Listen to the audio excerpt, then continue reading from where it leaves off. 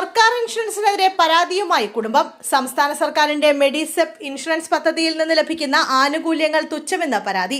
Pneumonia ബാധിച്ച് മരിച്ച കല്ലാച്ചി സ്വദേശിയായ 63കാരന്റെ ചികിത്സയ്ക്കായി 20 ലക്ഷത്തോളം രൂപ ചിലവായെങ്കിലും ഇൻഷുറൻസ് വഴി അനുവദിച്ചത് വെറും 83,000 രൂപ മാത്രമാണ്.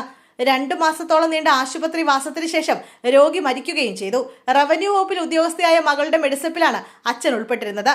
മരണശേഷം ഇൻഷുറൻസ് തുക അനുവദിച്ചപ്പോൾ ആശുപത്രിയിൽ നിന്ന് 83,000 രൂപ തിരിച്ചു നൽകുകയായിരുന്നു. അപ്പോഴാണ് 20 ലക്ഷത്തോളം ചികിത്സാ ചിലവ് വന്നിട്ടും ചുരുങ്ങിയ തുക മാത്രമാണ് അനുവദിച്ചതെന്ന് ബന്ധുക്കൾക്ക് മനസ്സിലായത്. ഇതിനെതിരെ മെഡിസെപ് അധികൃതർക്ക് പരാതി നൽകിയിരിക്കുകയാണ് കുടുംബം. ഇനി ഉപഭോക്തൃ തർക്ക പരിഹാര ഫോറത്തിനെ സമീപിക്കാനാണ് തീരുമാനം. കഴിഞ്ഞ വർഷം 80,000-ലേറെ രൂപ ആശുപത്രിയിൽ ചിലവായപ്പോൾ അതിന്റെ പകുതിയോളമായിരുന്നു അനുവദിച്ചത്.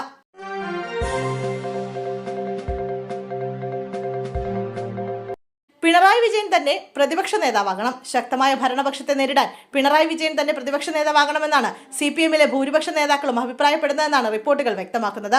തോൽവിയുടെ പേരിൽ നേതൃത്വം ഒഴിയേണ്ടതില്ലെന്നും തിരിച്ചുവരവിന് പിണറായി അനിവാര്യമാണെന്നുമാണ് നേതാക്കൾ പറയുന്നത്. ഇത്തരത്തിൽ പാർട്ടിയിൽ ചർച്ചകൾ സജീവമാണെന്ന് റിപ്പോർട്ടുകൾ വ്യക്തമാക്കുന്നു.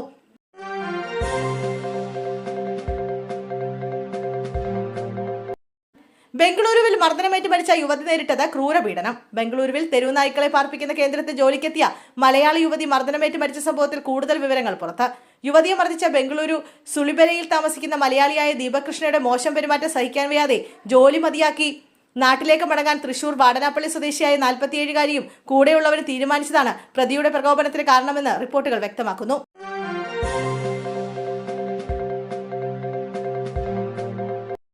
കണ്ണൂരിൽ വീണ്ടും P ജയരാജനായി ഫ്ലെക്സ് ബോർഡുകൾ. അഴീക്കോട് മണ്ഡലത്തിലാണ് P ജയരാജനായി ഫ്ലെക്സ് ഉയർന്നത്. P ജയരാജനെ വിളിക്കൂ, പാർട്ടിയെ രക്ഷിക്കൂ എന്നാണ് ഫ്ലെക്സിലെ വാചകങ്ങൾ. തെരഞ്ഞെടുപ്പ് തിരിച്ചടിക്ക് പിന്നാലെ CPM-ൽ നേതൃമാറ്റം ആവശ്യപ്പെട്ട് കണ്ണൂരിൽ നേരത്തെയും ഫ്ലെക്സുകൾ ഉയർന്നിരുന്നു. ഇതിന് പിന്നാലെയാണ് P ജയരാജനെ പിന്തുണച്ച് വ്യാപകമായി വീണ്ടും ഫ്ലെക്സ് ബോർഡുകൾ വരുന്നത്.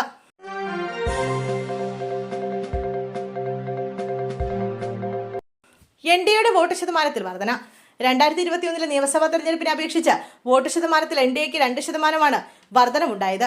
12.41% നിന്ന് 14.2%-ആയാണ് വോട്ട് വിഹിതം വർദ്ധിച്ചത്. എന്നാൽ പാർലമെന്റ് തെരഞ്ഞെടുപ്പിൽ കിട്ടിയ 19.26% അപേക്ഷിച്ച് നിയമസഭാ തെരഞ്ഞെടുപ്പിൽ NDAയ്ക്ക് 5.13% കുറവുണ്ടായി. തദ്ദേശ തെരഞ്ഞെടുപ്പിൽ 14.71%-ആയിരുന്നു NDAയുടെ വോട്ട് വിഹിതം.